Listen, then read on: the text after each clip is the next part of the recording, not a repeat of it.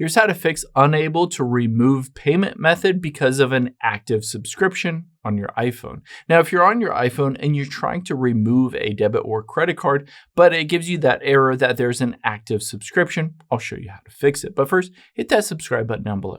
Really helps me out. Thanks, guys.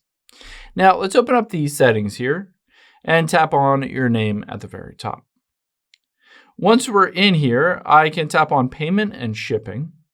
And you'll be able to notice on here, I have an American Express card. I can tap on it. And on here, I can at the very bottom hit remove payment method and remove. But it tells me this error, unable to remove. There's an active subscription on this account that requires this payment method. Now, I have two options to be able to remove this. The first option is I can go all the way back here and tap on subscriptions.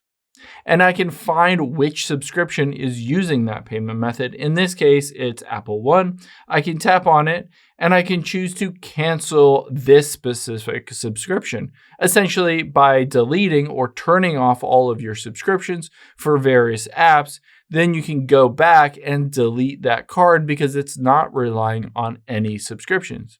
However, let's say you wanted to keep that specific subscription.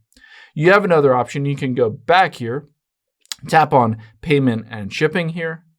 And then from here, you can see there's that one card. I can just hit add a payment method. And all I'm going to do is enter in either PayPal or credit or debit card.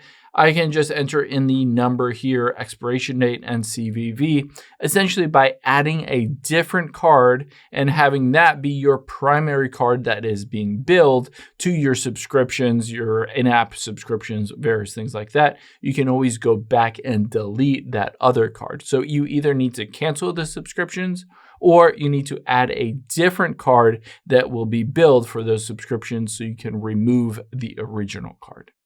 I hope this helps. If it did, hit the like button down below and leave a comment if you still have any questions. Thanks, guys.